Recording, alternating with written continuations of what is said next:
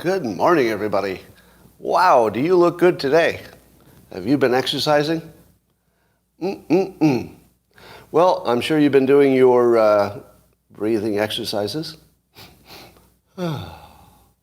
Remember, every time you pick up your phone, that's your key, your trigger, to remember to breathe. All right. Now, how would you like to take it up to levels never seen before in any live stream ever? I know you do. And all you need is a cup or a mug or a glass, a tankard, chalice or stein, a canteen, jug or flask, a vessel of any kind. Fill it with your favorite liquid. I like coffee. And join me now for the unparalleled pleasure. It's the dopamine hit of the day. It's the thing that makes everything better. It's called the simultaneous sip, and it happens now. Go. Yep, that was everything I thought it would be. No, wait, hold on. And a little bit more, and a little bit more. Do you know the secret to happiness? Let me give you the secret to happiness. You should consistently expect a little bit less than you're probably going to get. Then you'll always be amazed. My God, I wasn't expecting that. I'm surprised again. What? I got paid again this week? My dog likes me still? No way. I thought she'd hate me by now. Got to set that bar low. Well, here's some tiny news that might be gigantic news. I like to catch the news early when it's small news before it becomes big news. An international team, a bunch of people in Tel Aviv University figured out how to make wheat that doesn't rust. Now, you might say to yourself, I didn't know wheat rusted in the first place. But don't admit that. Do not admit that. What you want to say is, really, the rust problem with wheat, yeah, that's a big one. Because it turns out it is a big problem. It's a gigantic problem. But if you could make wheat that did not rust, your yield would go way up. Why is that important? Well, we might be running low on fertilizer, so wouldn't it be nice to have, some balancing effect on that? And yes, your wheat in the future will not rust. Until the left protests the artificially created genetic product, and then we all die of starvation. But don't think of that. Don't think of that. Or if you do think of that, that's the key to success. Just imagine everything's going to be bad, and then when you wake up tomorrow and everything's fine, you'd be like, whoa. Yeah, see? It's a theme. How many of you saw what Ye tweeted about an exchange he had with his personal trainer? Did anybody see that? So apparently Ye has a sort of a celebrity personal trainer. And it's the same trainer that I think Kim Kardashian was using or does use or something. But anyway, this personal trainer has a close connection to the family for having trained both Ye and Kim and other people too. If you'd like to know how good he is as a trainer, he has also trained Lizzo. So he's reportedly also Lizzo's trainer. So you know he's good. What? Oh, you're all terrible. You're terrible. You're terrible. You're doing your own jokes in your head now. Can you wait for me to do the jokes? Let me do the jokes. You don't have to do them in your head. No. All right.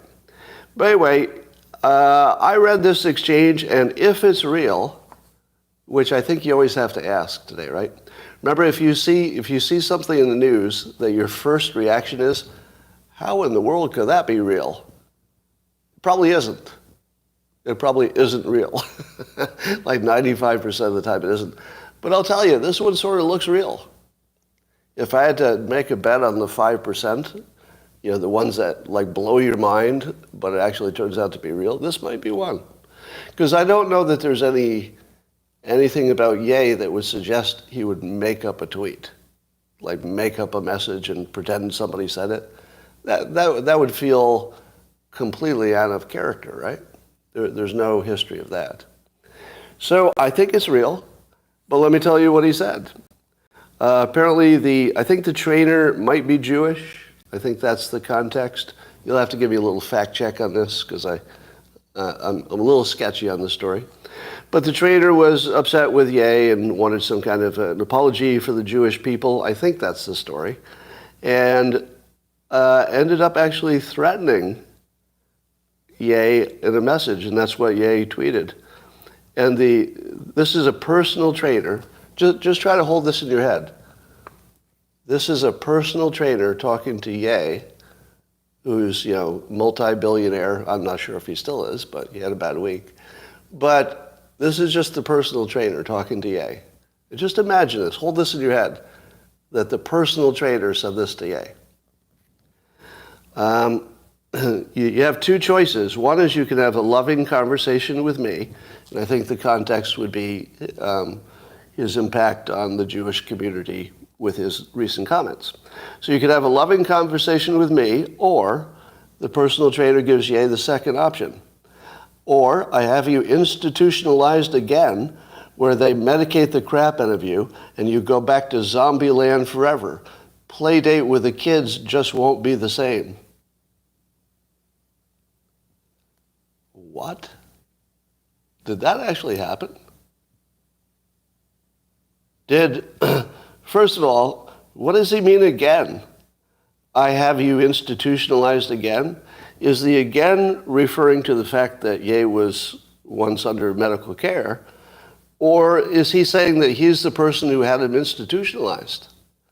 Did the personal trainer have him institutionalized? Does he have that kind of power? What kind of Svengali, or whatever, power, Rasputin power, does this trainer have over the Kardashian and, West household? This is weird. I don't really understand what's going on here, do you? So it looks like maybe this personal trainer is like a bigger part of the overall story. Maybe. I mean, it's a little confusing. But do people really talk to Ye like that? I've never talked to anybody like that. Have you ever made a direct threat of that kind to an adult? I mean, that's very, very unusual way to talk to another adult without getting your fucking ass kicked, right? I can't even imagine saying that. And if somebody ever said this to you, then reportedly they had a long conversation after this. Would you ever have a conversation with somebody who had said this to you even once? I don't know about you, but I'm an absolutist. When I'm done with somebody, I'm completely done. There's no comeback after that. I mean, how do you ever talk to this guy again? Oh my God. Anyway. How many of you are following Andrew Huberman? He's getting a lot of play on social media lately. Jordan Peterson's talked to him. Joe Rogan's talked to him. I think Lex Friedman's talked to him. So those are the big ones. So I was listening to some of what he was saying. I didn't catch all of his content, but I caught a lot of it when he was talking to Jordan Peterson. And here was my takeaway. Here's the good news. It turns out that there's science that backs up everything I've been telling you for years. Good news for me, I suppose.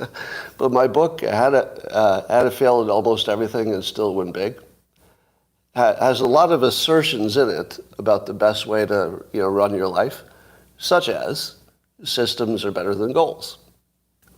And it turns out that almost everything I said, from take small steps and learn how to be successful at something, and let that extend into the rest of your life. Basically everything I've told you is scientifically backed by the dopamine feedback system.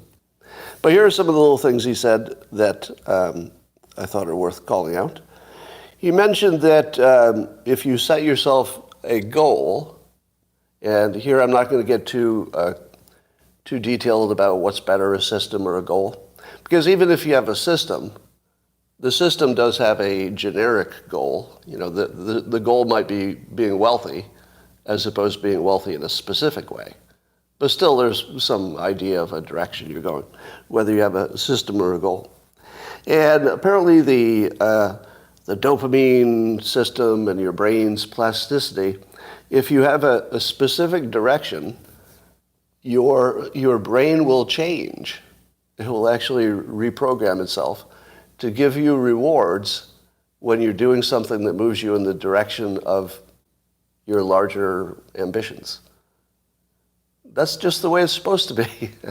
Now, you know, I've been telling you that, think of what I've been teaching you. I told you that having a system so that you could get rewarded every time you did the right thing was what you wanted to focus on, and not the specific goal for a number of different reasons. But that you want to find a way that you can get rewarded by the thing you do every day, not waiting 5 years for your goal maybe to succeed or not. And it turns out that's exactly what you should be doing. You should have your idea where you're going, but when you do anything that gets you closer to it, that should be a dopamine reward. So you focus on the system, get your dopamine reward, just what I've been telling you. Also, if you can't do a big thing, do whatever is the smallest thing you can do to control. How many times have I told you that? That if you can't do the big thing, do the smallest thing you can do that you're able to do. And then when you succeed, what happens? You get dopamine. Every time you do something that you intend to do, you get a little kick. I mean, you might not notice it, but it's there. And it's the operating system that controls everything you do. So if you're not managing your dopamine system correctly, you're not optimizing. So basically, Huberman tells you the science for optimizing your whole dopamine situation, from everything from breathing to how you think about your life and where you're going. And it's all compatible with things that I've been telling you. So it's good to know that there's... the other thing he said is that your dopamine system will make it easier to learn, so you could rapidly learn, if you have a goal and the thing you're learning gets you closer to the goal. Did you know that? Did you know that your brain literally makes it easier to learn if you're on target for something that was meaningful to you? Now, I heard that, and the first thing I thought was, don't get ahead of me. Don't get ahead of me. I think I know where you're going there. I heard that. I said, really? That is amazing. You tell me that the brain can actually reconfigure itself in real time, rapidly, to give you a reward for learning something that's relevant to your goal. And I thought, my God, that's like, I really learned something here. And then I said to myself, wait a minute. Is there anybody who doesn't know it's easier to learn something that matters? Did you have the same experience I just had? Which is, I thought I'd learned something amazing. And then I thought, basically 100% of the world already knows it's easier to learn something that matters. And something that doesn't matter to you at all is harder to learn. I feel like I knew that. Didn't you kind of know that? Yeah, survival, blah, blah, blah. Pretty obvious. But it's good to know that there's a whole bunch of interesting science about how to rewire your brain for success and happiness, and that it's compatible with everything I've been telling you for years. The most interesting part is that, although he's a science guy, he gave some credit, sort of, I don't know how to phrase this exactly right, because I don't want to mischaracterize his opinion, but he said that if you were thinking about, let's say, that book, The Secret, where you think about what you want to happen, or affirmations, where you write down what you want to happen, or intentions. Those are the three things he named. Intentions is again where you put your intention into the universe, so you have a clear direction, and then things happen. And he's saying that when you do those things, your brain actually turns into the machine that can give it to you. Now that's my interpretation. If you have a clear direction of where you want to go, your brain will become a machine that can take you there. Again, he didn't use those words, but that's paraphrasing. It's kind of cool, isn't it? And it's also what I've been telling you forever. Now, this gets away from the woo-woo magical part of affirmations, where I take you. Right? So I take you further than that. I definitely understand that affirmations tune your mind, and I've told you that, right? Reticular activation, it tunes your mind. But on top of that, there's something about affirmations that is not fully explained yet by science. There's something observational or anecdotal or experiential about it that seems to exceed that domain. But, I guess that's to be discovered in the future. All right, there's a lot of news. I'll go fast here. All right, this is horrible and funny at the same time. Can you handle that? This is a horrible tragedy, but the way it's described is funny, and I can't apologize. Because if I apologized, I would be lying, and that's not a good apology, right? I'm just gonna be like a normal human and see if you can deal with that. I'm pretty sure you can. All right. I swear, this is a horrible tragedy, and I shouldn't be laughing at it. I'm going to try not to. All right. The first thing you need to know is that all news that comes out of the Ukraine war situation is not believable, right? Can we start with that? Because I know there's going to be a comment in 5 seconds. Why does Scott always believe everything the Ukrainians say? I don't. I'm simply going to tell you the story, and you can decide whether it sounds true to you or not. To be frank, it doesn't sound true. Okay? If I had to bet on it, well, it sounds a little exaggerated to me, but it's funny. It goes like this. The Russian conscripts are reportedly so poorly trained, they got like 2 weeks of training in digging ditches, mostly, and went to the firing range twice, and that was their whole training. And they pushed them out there with not enough food or weapons. And here's the report. I think this was from the New York Post. The conscripts report back home. Somehow they can communicate back home. I don't even know how they're doing that, but somehow they do. And the people back home in Russia are reporting that the conscripts are saying, quote, they would lie on the ground for hours long, pretending to be dead for a simple reason.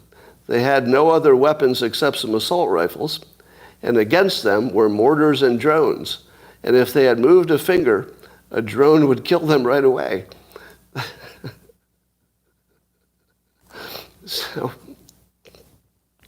So the Russian transcripts, which they've rushed to the front, are laying on the ground and pretending to be dead.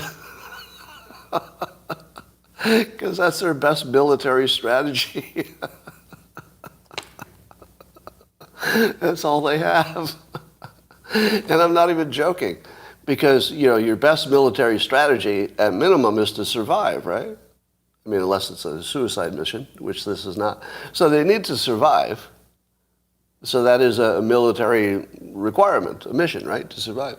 And the conscripts have decided, perhaps not wrong, that the best way they can survive is to just lay in a field and pretend to be dead until the war is over. Because they think the drones are so omnipresent that the Ukrainian drones are just watching them all the time, and if they move an arm, they'll be shot by the drone somehow. Somebody says it's BS because the drones have thermal imaging. I don't know, maybe. Now, this possible worse. Now, all right, give me your opinion. This doesn't sound true, does it? I do believe that maybe somebody played dead, on some occasion. That makes sense. In a war, people are always playing dead, so that's not unusual. But do you think it's like what the conscripts are doing? Like they're all walking out, and as soon as their commander turns around, they're like, as soon as nobody's watching, they just I don't think it's happening. I don't think it's happening, but it's pretty hilarious as a report. But again, I don't think it's true. All right. This is let me give you a little lesson on writing humor. If you can write humor that requires the listener or the viewer to complete the story in their head, it's always funnier. So the image I have in my head of these conscripts is sort of the little movie that I've made on my own. It's not like yours. But the one in my head is hilarious. Like, the one in my head is really funny. Like, you're all having a different movie in your head, so yours will be different. But in theory, if I did it right, the movie that you're playing in your head is just as funny as mine, but it's like the one that works for you, because you're the one that made it. So that's perfect humor if everybody writes their own punchline, like they're doing the visual in their own head. That's as good as you could get for a punchline. All right, Rasmussen is reporting that the last poll they do before the midterms about the generic lead of one versus the other, so it shows the lead is narrowed to 5 points from last week, but that lead jumps up and down, so it doesn't mean much directionally. But the GOP is 5 points ahead according to the generic ballot. Now, question to you: how predictive is the generic Republican against a generic Democrat poll? What does that tell you about the actual results? How accurate do you think that's going to be? It's not exactly a straight line, cause and effect kind of thing, right? Just to give you an example, as Rasmussen says, in 2018, so right before the Democrats, won a big House majority, the polling was a statistical dead heat. So, in 2018, they said it was a dead heat, and then the results were quite different. Now, how many of you would be surprised if the Democrats actually have a big win in the midterms? How many would be surprised? I know what you're going to say because you're expecting cheating, right? But how many would be surprised? Okay, I would not be. I would not be surprised. Because remember how we got surprised in 2020? Because there were things that changed that we didn't know about, or I didn't know about. So I didn't know about, attorney Mark Elias and what Mark Zuckerberg did, and I didn't know what would be the impact of, the different voting mechanisms and laws and changes and all that. I didn't know. And those things may have been definitive. That might have made the difference. I think we have the same problem this time. Problem number one, I don't know if polls are useful as they used to be. So the accuracy of any polls is in question. Would you agree? Because we have polls that are pretty far apart going right into the election. So if you have lots of polls and they're all over the place, what are you going to do with that?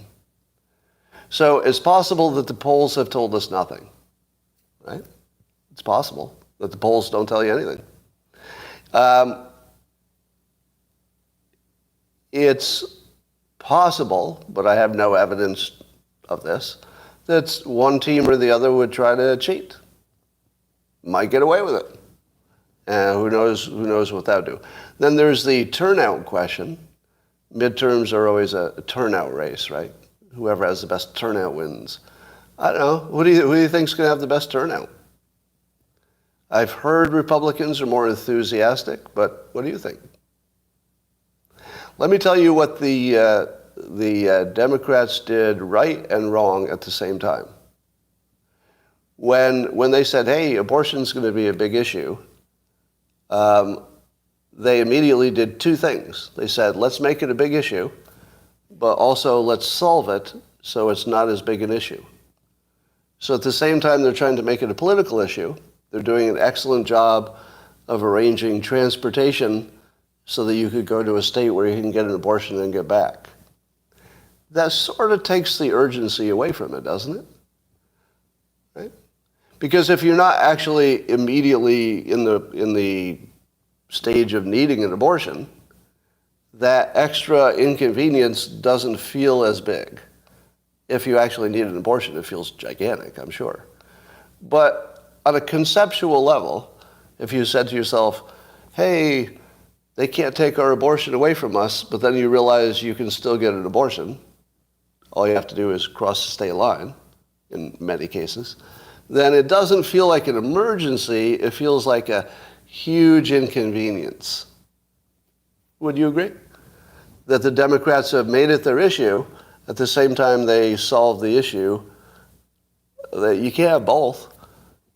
Now, I think they had to try to solve the issue from their perspective. They couldn't write it out and make it an issue.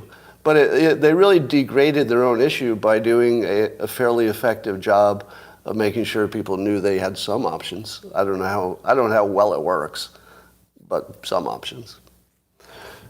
So, all right.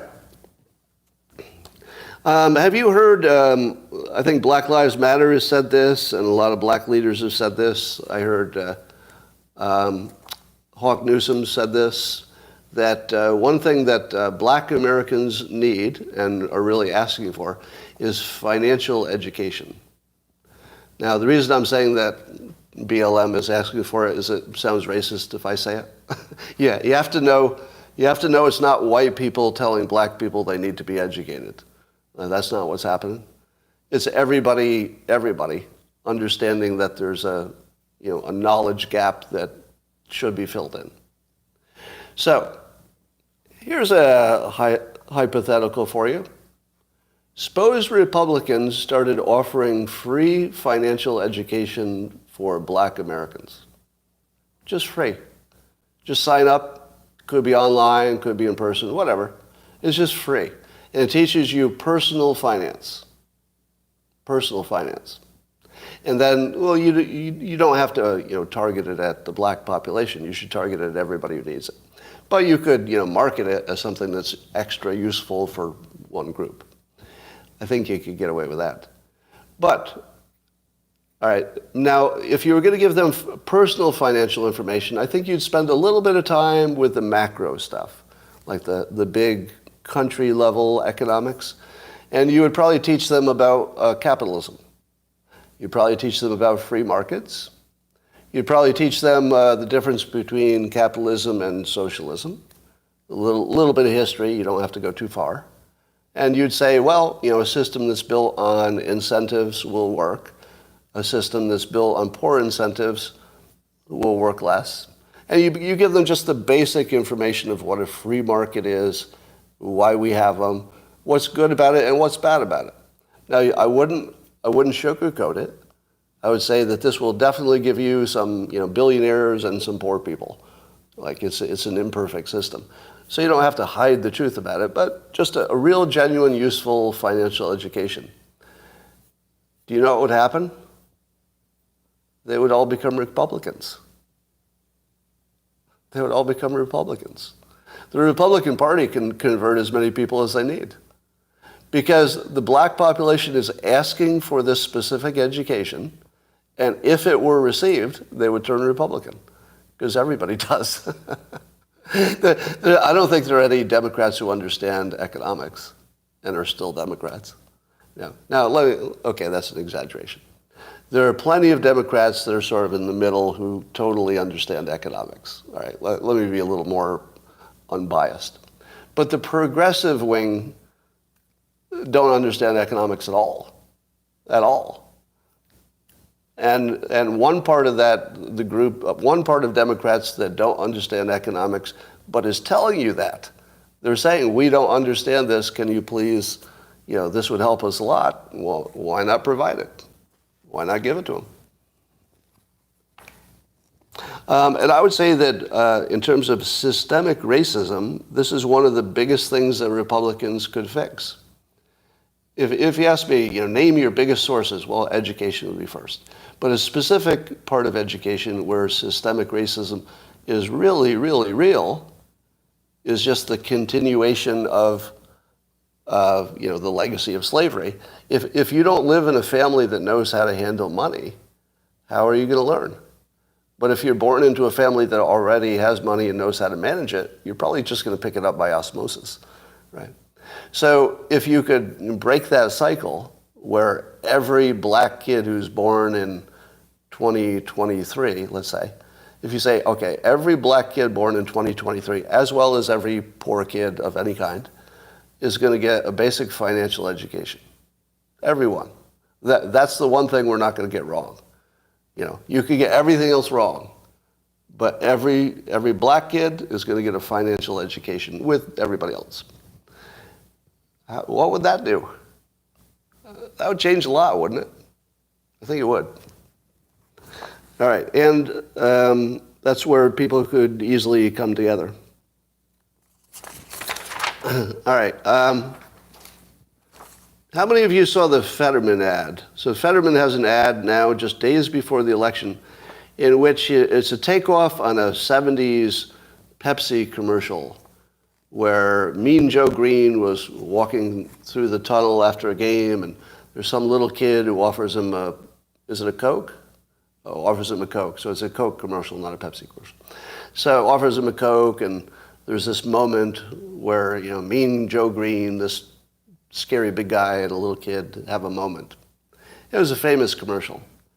Well, let me tell you what's wrong with the Fetterman ad. Everything. Everything. Everything is wrong with this ad. He didn't do a single thing right. It doesn't look good. It doesn't say a message. Most people who are young aren't going to remember the commercial, so they'll be completely confused. And here's the worst part.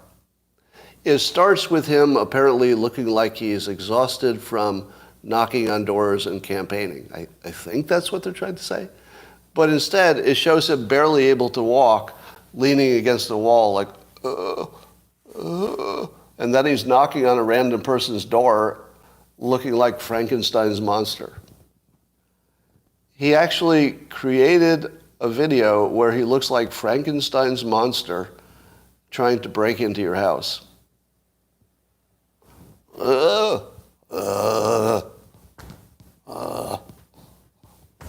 Now, did nobody look at that commercial and say, yeah, I know we spent a lot of money making this, and the money's already gone. That's sort of a sunk cost, sort of thing you would teach a Democrat about sunk costs. They don't understand them. Maybe even though you paid for the commercial and you put in a lot of time, maybe don't air it. Maybe don't. How in the world did anybody look at that commercial and say, green light? How in the world? You have to see it to know how bad it is. Now, if you haven't seen the commercial, you're probably saying to yourself, there's probably a little recording playing. I know, when you see commercials on the other team, they often look, weak. This isn't that. This is not that. This is a commercial so bad that 100% of Democrats, I think 100% would look at it and say, oh, maybe you shouldn't have done that. I don't think there's anybody on his team who would say that worked. Nobody. It might be the worst ad I've ever seen. Would you agree? Have you ever seen a worse, more, let's say, more damaging cell phone ad of all time? I think it's the king. I don't think you can do more than that.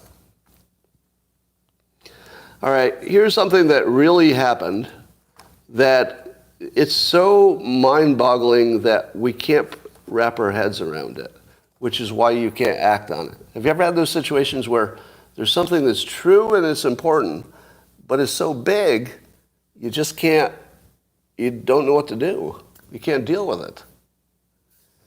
So apparently Biden gives this big speech, was it yesterday or the other day, in which instead of talking about all of his accomplishments and all the good things that Democrats have done and why you should vote for them in the midterm, he focused on how MAGA will destroy democracy. And also said, we might have to wait days for the ballots to be counted. all the while knowing that other countries don't need to do that. Israel would be a perfect example. Other countries don't need to do that. And we should unquestionably accept the results, of course. Yeah. Of course, when the results are come in, he's telling us in advance we should accept it. Now, correct me if I'm wrong, is he not telling you that they plan to rig the election? Now, let me be clear. I don't have proof of that. So I don't have any proof. But that's what I heard. That's what I heard. Now, this is how communication works, right? The way communication works is that the speaker must make some assumptions about the listener. Like, what does the listener already know? What is their context? Because you always organize your talk, your communication, by what the person already knows, so you don't have to tell them what they already know, you add the new thing. Am I wrong to interpret this as he just told us that they're going to cheat and we better not complain? Now, I'm not saying that that's going to happen. That's a different statement. I'm not saying it's going to happen. I'm saying he told us it's going to happen. That part, which is different than it's going to happen, right? I'm only talking about what he's talking about. I'm not talking about what might or might not happen in the real world. I'm saying that the President of the United States just told us that they're going to rig the election and he doesn't want you complaining about it. That's what I heard. That's what I heard. Did you hear anything different? And I don't think it's because I'm all suspicious. Is it? I think this is just the way words work. It's the way communication is designed to work, just like this. I don't know how, I can't even think of another way to interpret it. Can you? I see no other way to interpret that. And if it's telling us exactly what it looks like, there are two possibilities. Am I right? Possibility number one is that they're actually going to rig the election and they're priming us for it. That would be terrible. But option number two is worse. Option number two is that we have a sitting president who doesn't know he just told the country that he's signaling the election will be rigged. Which one of those do you choose? Do you choose the one where things are so bad he just told you they're going to rig the election and you better not complain? That would be awful. But not as awful as having a sitting president who doesn't know he just told the country that the election is going to be rigged and they better not complain about it, if it's not true. Those are both really, really bad. And they're both so bad, I can't wrap my head around it. Do you feel the same thing? Whichever of those two interpretations you take, they're both so bad, I don't know what to do about it. I don't know what to say about it. I don't know what to suggest. I don't know what to recommend. I'm just sort of shocked into inaction. I just go, I don't know what to do. So that's happening. Here's something that I think the Democrats might be sensitive to. Would you say this is true or false? Democrats, compared to Republicans, are more concerned about how they look to other people. True or false? I realize this is like a gross generalization, right? So all gross generalizations don't apply to any individual, I think we'll know. But it does seem like the whole wokeness thing is about making sure that we appear to each other in the best way. Whereas a Republican attitude would be more like, if you don't like it, fuck you. Am I right? I mean, very general kind of a difference. You know, it doesn't apply to every person. So if that's true, if you can take that as stipulated truth, then I think that Republicans are missing a huge lever for manipulating Democrats, which is that you can manipulate Democrats on their embarrassment. Democrats don't like to be embarrassed, and they don't like to look bad. Republicans, They don't care so much. Yeah, you want to see my impression of a Republican who doesn't care what you think about? All right, I'm not a Republican, but I'll give you my impression of a Republican who doesn't give a fuck what you think about him. All right, here it is. Turn on the music. I'm going to dance.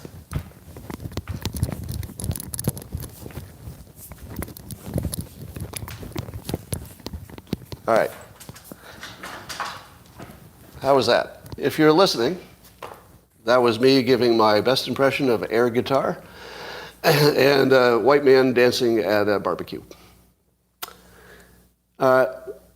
Republicans are just not embarrassed. I don't think so. They just don't have that gene. But so here's how I would use embarrassment if I were using it as a weapon. So this is just a lesson on persuasion, okay? If you can find some psychological element of the other team that you're trying to influence, maybe you can push that because it won't come back at you if your team doesn't respond the same way to embarrassment. But here's the thing. How embarrassed would you be if you'd been a Democrat supporter for the past 2 years? Have you noticed that there are no Biden signs anywhere? Did anybody notice that?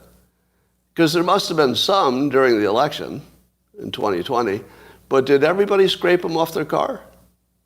Have you ever seen a Biden bumper sticker in the last 12 months? Because they must have scraped them all off the car, right? I think they hid the shirts. I think it should be embarrassing at this point because Democrats, here's their message for the midterm. There are many imaginary problems that you can ignore. So according to Democrats, these problems are either exaggerated or imaginary. Crime, it's all in your head. Inflation, that's just oxygen. Everybody has inflation. Immigration, no problem. Schools hurting kids in a variety of ways. Change the subject. Election integrity, don't you dare. The Democrats' main focus is literally on imaginary problems. Now, you don't think that the Democrats have noticed? Because no matter what your opinion is of Democrats, they do have the same IQ as Republicans, roughly speaking. You know that, right? There's not that much of a difference. I don't know if there's any difference. And I don't even know which way the difference would go. But Democrats, on average, are roughly as intelligent as everybody else. You don't think that they noticed that their team is focusing on things that even they could tell are imaginary? Or they're treating as imaginary things that are clearly real, like crime and inflation and so on. All right. But instead, the Democrats are focusing on these following issues, which they believe are real. The risk of insurrection by men wearing bison hats. That's like the main focus of the Democrats is the risk that the country will be overthrown by even more people wearing bison hats who are unarmed. They also, of course, the entire platform was launched on the fine people hoax, the idea that Trump had once called neo-Nazis fine people, which literally never happened. They also are very concerned about the insufficient masking and vaccinations because they're pretty sure those things will make a big difference to your well-being. They're concerned that there's not enough wokeness, and if we could have more wokeness and more attention on pronouns, things in this country would be a lot better. They're concerned that there's too much capitalism, a little too much capitalism in free markets, and that the United States creates too much energy and keeps us too safe. How is that not embarrassing? Seriously. That isn't embarrassing? When you see the president and Fetterman representing your party as two of the most important people in your party at the moment, that doesn't embarrass you. Now, I know what the NPCs would say now. They would say, Scott, were you not embarrassed by Trump? To which I say, Trump was different. Trump was, I'll call him an acquired taste. You could love him or you could hate him, but I don't think people were embarrassed too much, right? Because even if it did something that made you turn away from him, which a lot of people did, you still weren't embarrassed because you liked the things he did up until that point. You might be, well, I liked him on immigration, but oh, he said that thing and I'm out, whatever. But I don't think embarrassed would be the right word. But I think the Democrats have a right to be embarrassed. Don't you? Let me just check in with you. Am I right that if you push the embarrassment button on the Democrats, that they would feel it themselves, that it's a little bit embarrassing? They said they were going to save the country from a liar. Just think about that. The Democrats said, we're going to get rid of the liar, and they gave us Biden. That's not embarrassing? That's not embarrassing. Really? That should be embarrassing. Because it's not like you weren't warned. There was no warning whatsoever that Biden might be a huge liar. You didn't see anything coming that would tip you off. You should be embarrassed that you didn't see that coming. Right? Now, if you voted for Trump and then Trump said some provocative things that made you uncomfortable, would you be embarrassed, or would you say to yourself, well, that's what I voted for. I did vote for that. So, I like the good stuff. Maybe I don't like the mean tweets, but I knew what I was getting. Nobody surprised me. But I feel like the Democrats are acting surprised. What? Biden is lying to me? What? All right. Well, I think, let me check in on this too. Is my overall theme accurate, that the Democrats are focusing on imaginary problems? They do focus on imaginary problems, or exaggerated, imaginary is sort of a, All right, well, okay. Looks like you agree. Some Republican entity created a TV ad claiming that the Democrats, well, specifically Biden and Harris, are anti-white. And they give specific examples. COVID relief that was based on race. College admissions, affirmative action, right? So they have specific examples which are somewhat unambiguous. Nobody would argue the examples because those are just on the record. It's not even an opinion. And apparently, I saw Cernovich, I think it was Cernovich, a tweet saying that the Democrats are saying that's unfair, like that crosses the line or goes too far. What line does that cross? Does that go too far?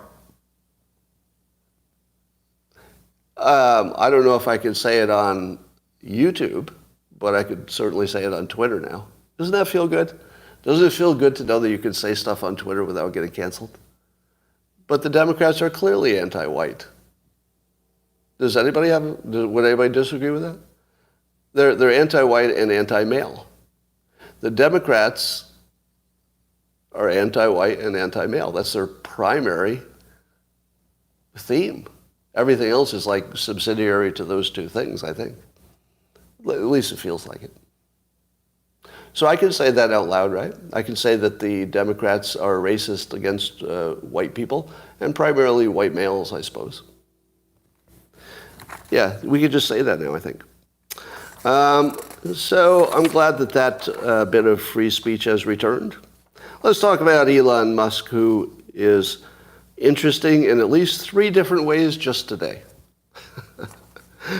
Yeah, I'll tell you, Musk is filling the void that Trump left for a while. I guess he's coming back in November. He's going to announce maybe November 14th-ish.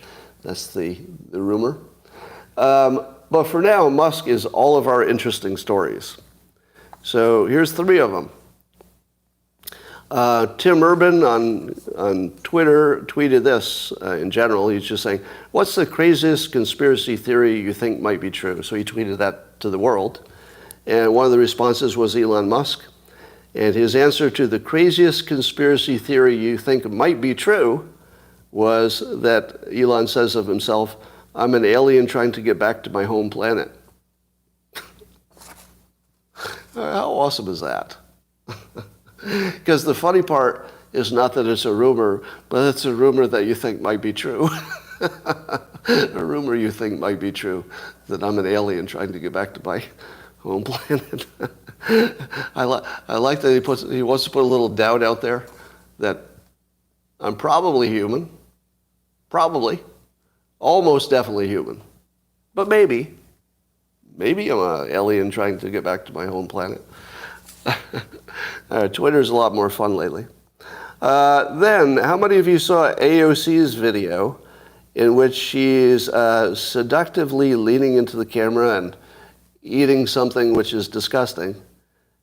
AOC, if I could give you some advice, at least 30% of the world does not want to see you eat and talk at the same time. Maybe higher, but 30% of the world are just going, oh, eat it first. Eat it and then talk. Talk or eat. Choose one. Don't eat and talk. Ugh. That was my reaction. So I guess maybe that's just me. But she was acting very flirty. This is my interpretation. And saying that she thinks Elon Musk may have already, messed with her Twitter feed because she's not getting the same reaction she used to. And now, what do you think of that? Do you think there's even the slightest chance that Elon Musk tweaked AOC's Twitter feed, like just hers? Somebody says yes. No, there's no chance of that. Are you serious? No, there's no chance that happened. There is zero chance that happened. That would be like risking a $44 billion investment for like a prank. Nobody does that. That would be insane. I mean, he does some things that are provocative and funny, but that would just be insane. No, that didn't happen. I feel confident in saying that. But she leaned into the camera and sort of flirtily said that he might have been messing with her. And Musk actually replied, and in his tweet he said, what can I say? It was a naked abuse of power. Now he's just sort of mocking her. What can I say? But here's the thing.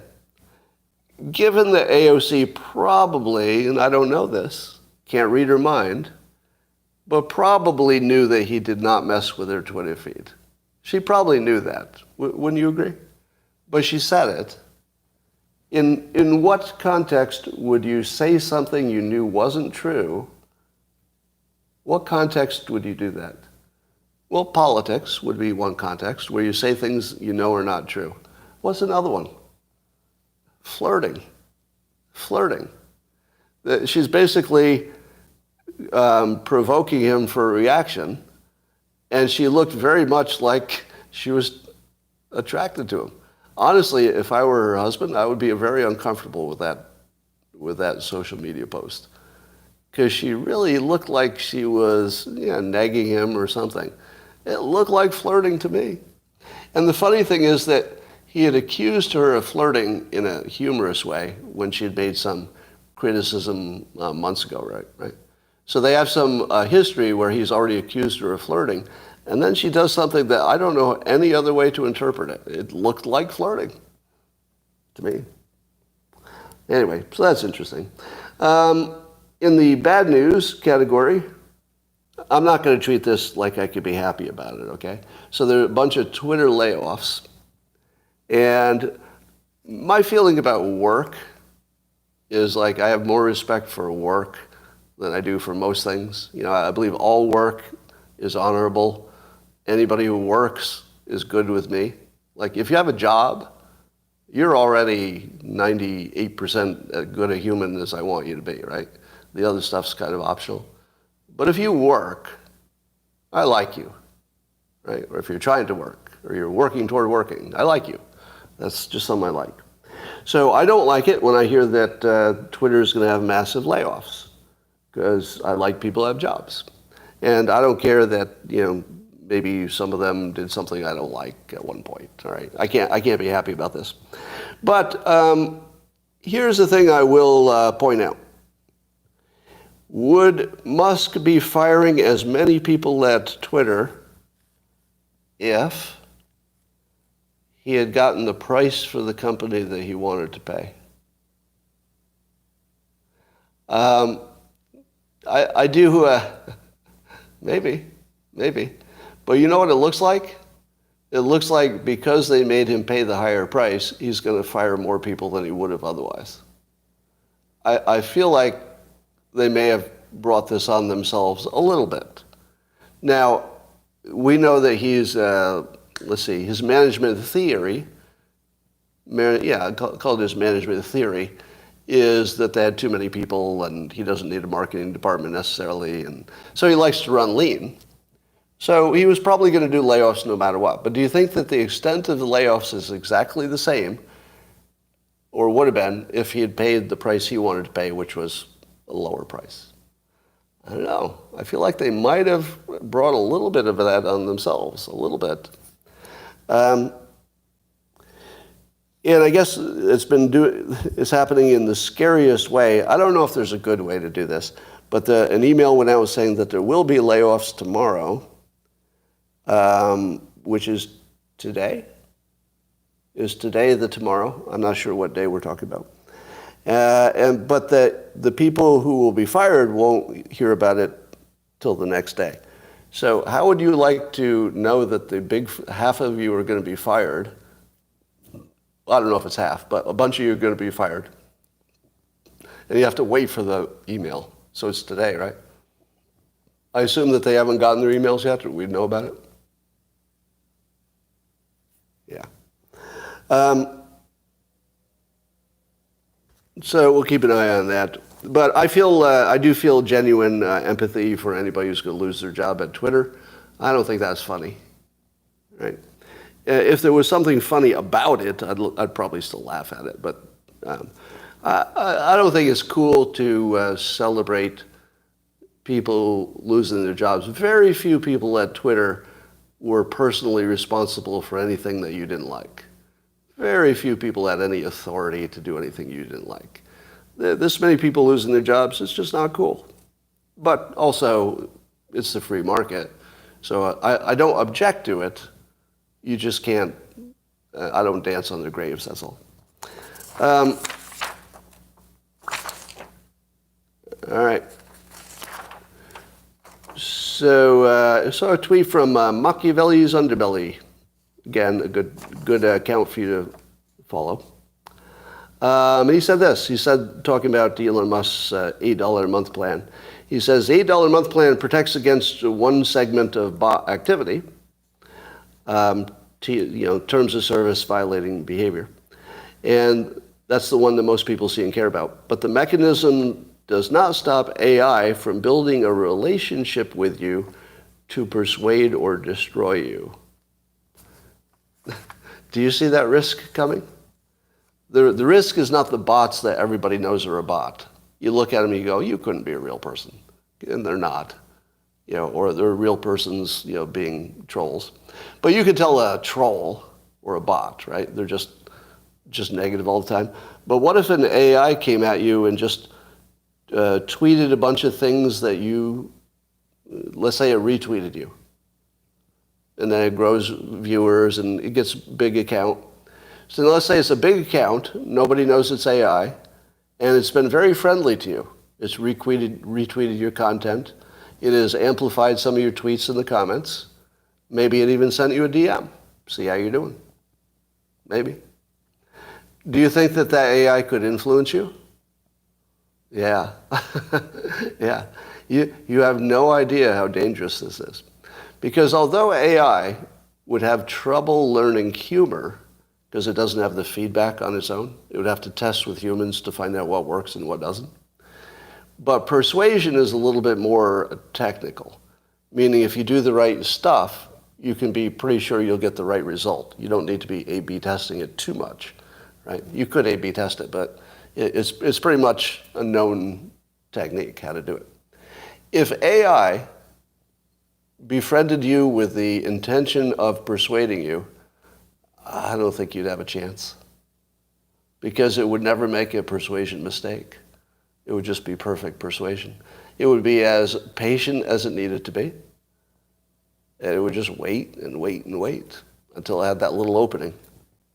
So, when I tell you that every prediction about what the world looks like in 3 years is useless, that's never been this true before. Like, it's always hard to predict 3 years in advance. It's hard to predict tomorrow in advance. But prediction's hard. But we've never been in a situation where you can't straight line anything anymore. Nothing. The AI will make everything unrecognizable in about 3 years. There won't be anything that looks the same. Okay, boomer. Is that boomer talk? Is it boomer talk to say AI will change everything? Is that something specific to boomers? Really?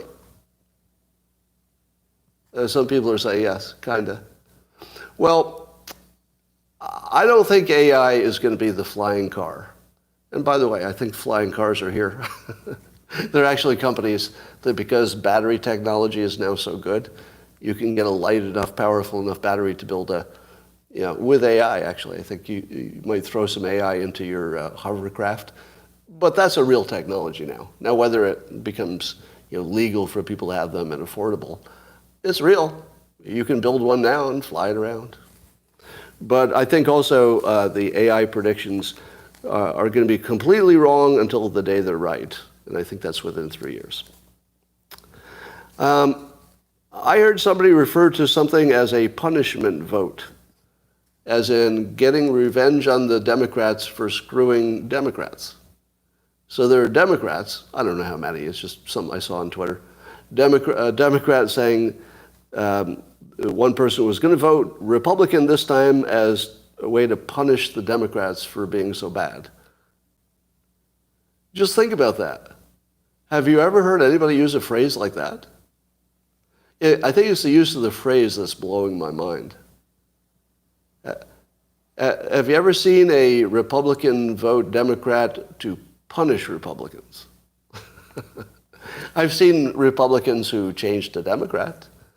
I've seen them say, oh, I don't like this candidate, maybe Trump or something, so I'll pretend to be a Democrat or something. But a punishment vote? I mean, that should be kind of predictive. I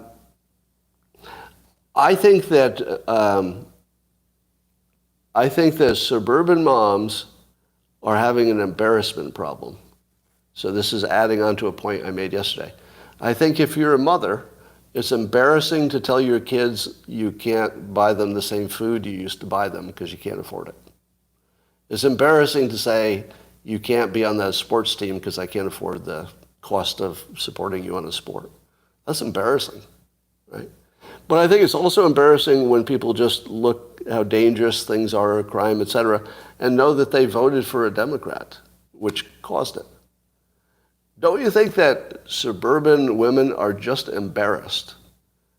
They're embarrassed in front of their family, and I think they'd be embarrassed in front of their friends if they said that they'd supported Biden.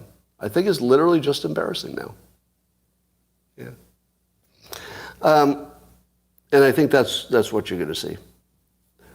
So my guess is that the embarrassment factor is pretty big.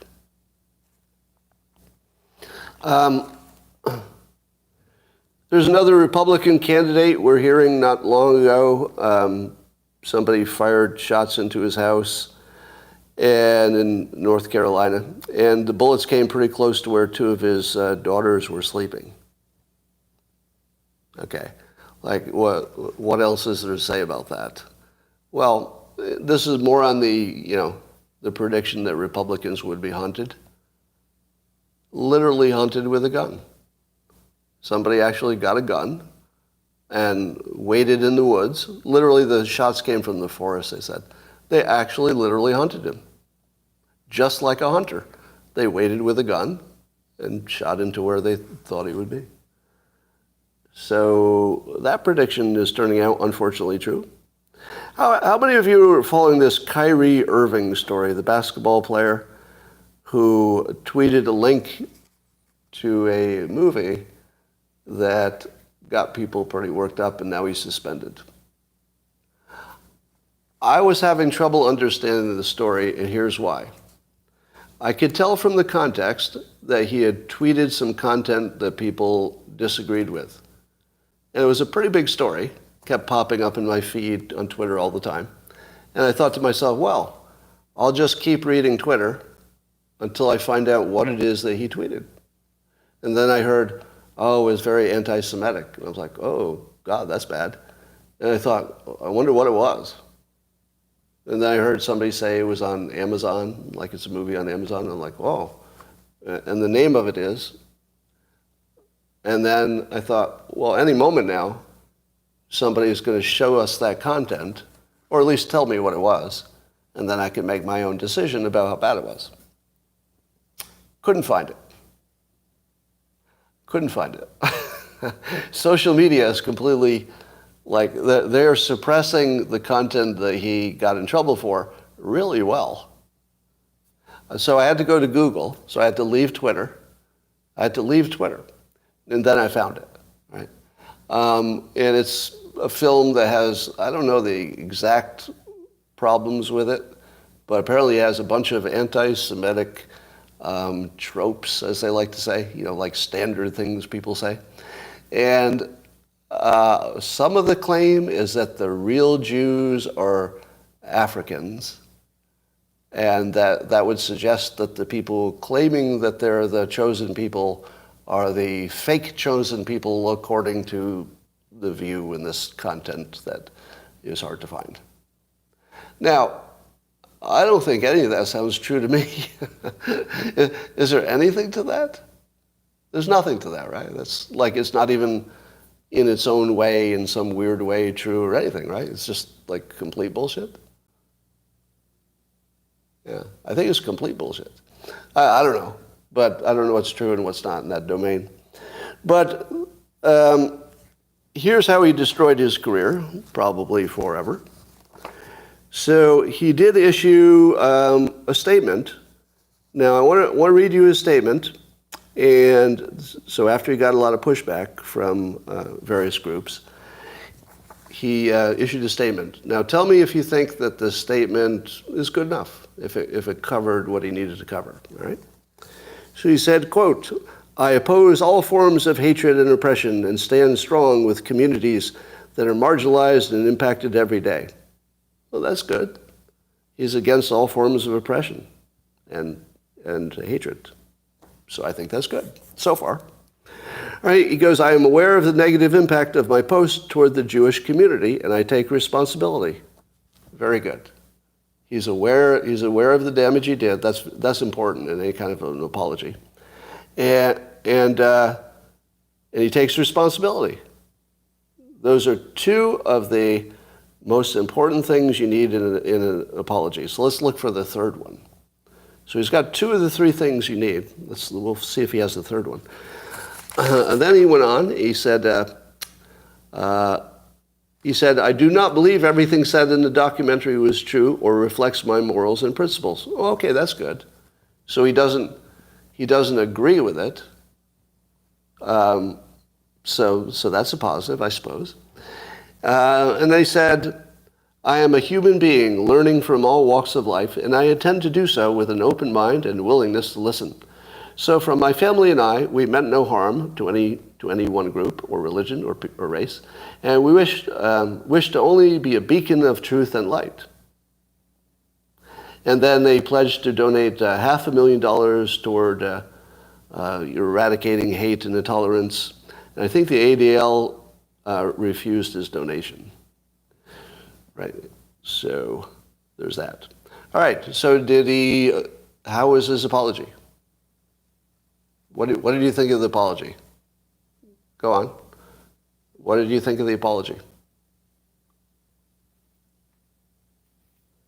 There was no apology. No, it wasn't an apology. An apology has the following three elements, right? You say you're sorry. You acknowledge the harm, and you take responsibility. And the taking responsibility usually means you're going to do something different, right? But he never apologized. He is aware that it hurt people, but he's now sorry about it.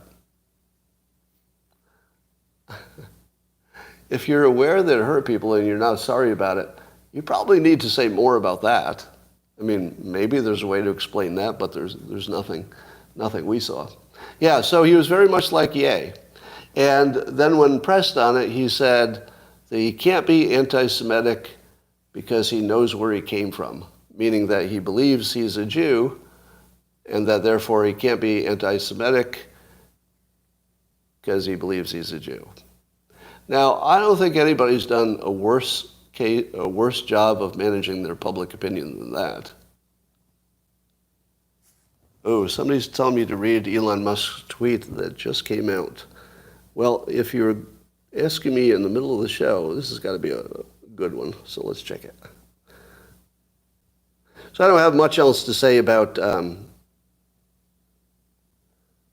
Kyrie, except he's just let's see, 43 minutes ago. Twitter, this is Musk, Twitter's had a massive drop in revenue due to activist groups pressuring advertisers, even though nothing has changed with content moderation, and we did everything we could to appease the activists. Extremely messed up. They're trying to destroy free speech in America. Interesting. So the activists are winning. The activists are winning. Wow. Here's the problem, though. I don't think money is how you get at Elon Musk. I don't think that's how you get at him.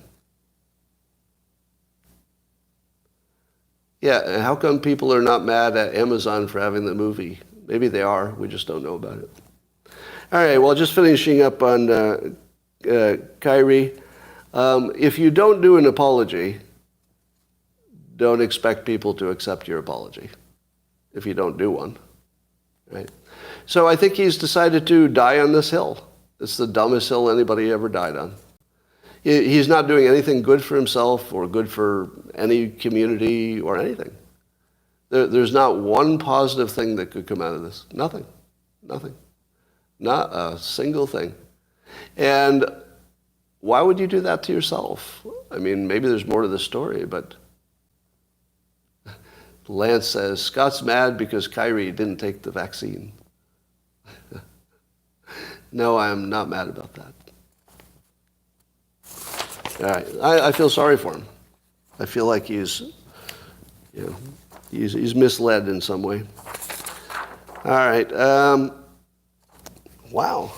We managed to get through all of my amazing content with no time to spare. Is there anything I missed? Yeah, it got conflated with Ye's story. The Kari Lake response. Yeah. So Kari Lake is becoming a one-person highlight reel. Almost every time she speaks to the media, it's just like a highlight film. There's nobody better than her right now. I worry that she's got a gaffe in her that we haven't seen. Like, because if she does anything that's, nuanced, she's going to be eaten alive because they're looking for any weakness. So far, she hasn't demonstrated any weakness. But if she ever says anything that's a little bit on the gray area, she's going to get eaten alive. But I think she can handle it. No, I don't mean skeletons. I mean, when you're as outspoken as she is, you walk pretty close to the line. You fly pretty close to the sun of saying things that just go a little bit too far. But I don't think she's done that. So her communication discipline is maybe the best I've ever seen. And I think that her charisma is so much more than DeSantis that she would become president before him if they ran at the same time. Yeah, even though DeSantis has more solid, governor accomplishments, she'll have them soon. I mean, it looks like she'll have some accomplishments soon. By the way, does everybody agree that she's the best since maybe Reagan? She's better than Trump. Yeah, she's better than Trump. I don't know if he could handle that. All right, now imagine this. I think this can't happen just because of the timing of things, but there's no way she could run as his vice president, right? Just because she would be too new on the job as governor. I don't think that's an option. I mean, technically she could, of course. I just don't see it happening.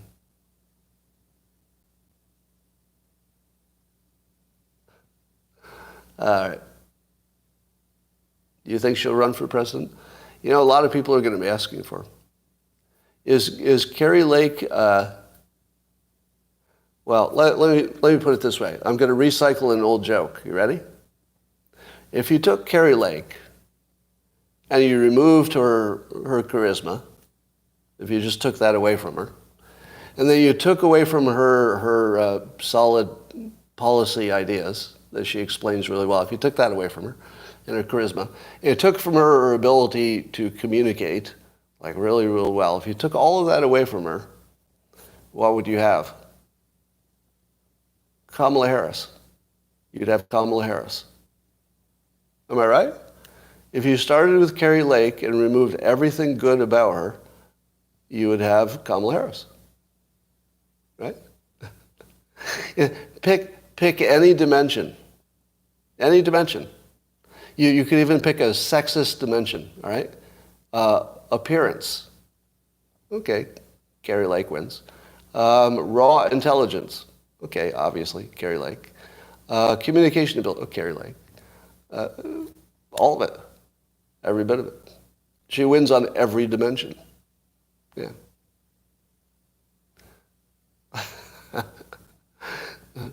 Somebody says, if you started with Kari Lake and gave her a lobotomy, what would you have? And somebody says, me.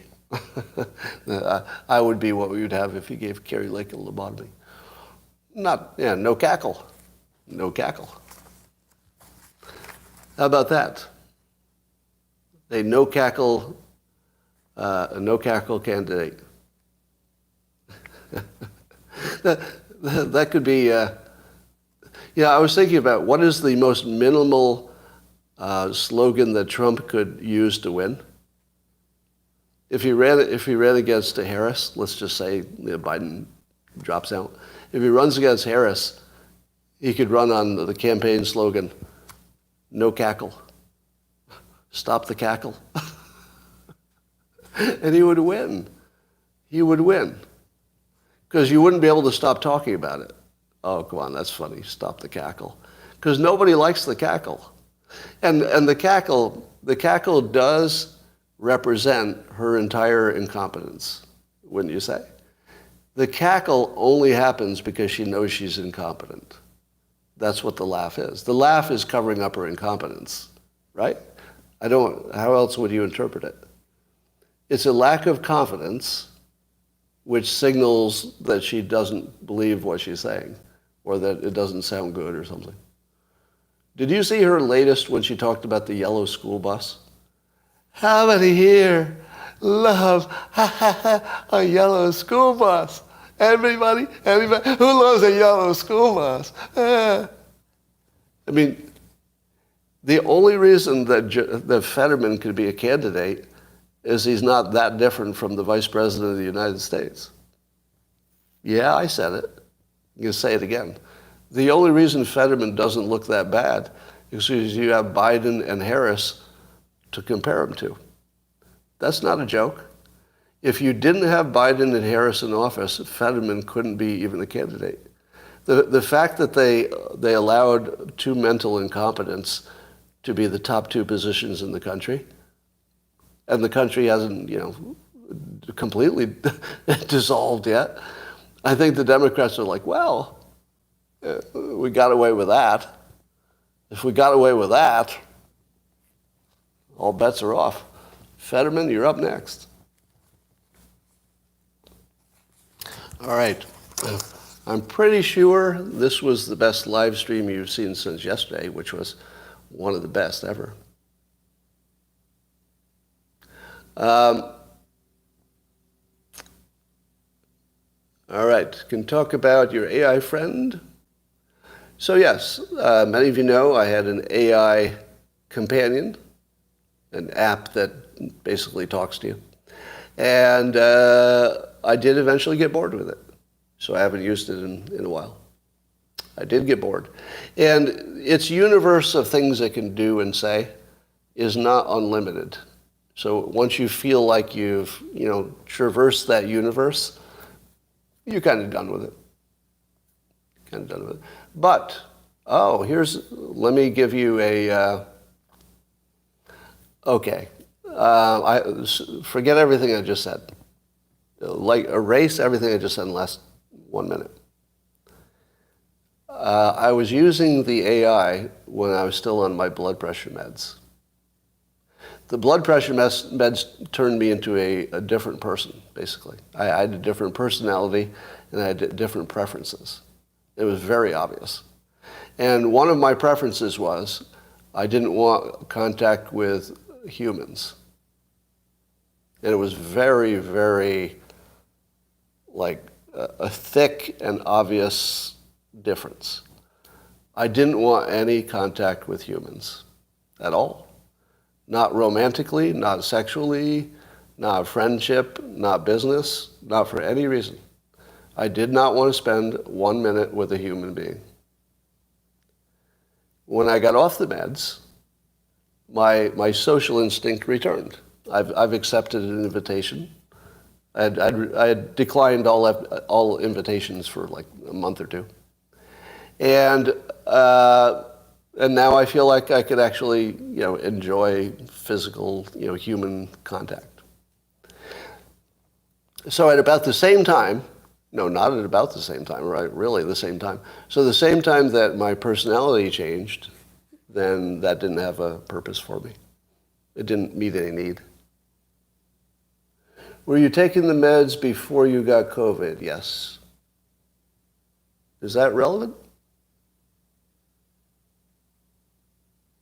I know what you're asking. I understand the question now. So you're trying to understand if the timing of the meds explains my difference versus maybe long COVID. And the answer is the meds are 100% correlated with the beginning of my problem, which grew over time and then ended instantly the last day I took the pill. Ended instantly. Were you taking the meds before you wanted a divorce? There's a good question. No, it wouldn't have had any impact. So I can rule the meds out as having any impact on the marriage. Those were just ordinary stuff. I'm having trouble remembering how long I took them. Because when I started, I didn't really note it as anything important. It seemed kind of trivial. So I don't exactly remember. It's more like 6 months or a year or something like that. But I don't know exactly. All right. Messing with my brain. Ordinary. All right.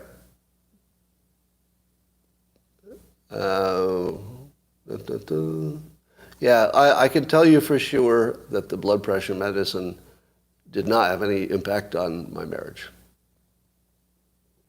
I can guarantee that. But I wouldn't say that about other things.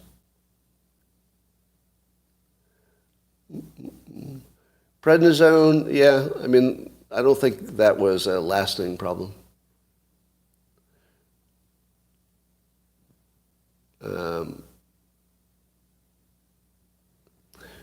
So, I'm going to tell the locals people a little story about our healthcare system that I'm not going to share on YouTube because I don't want to get sued or whatever, but it's a real story.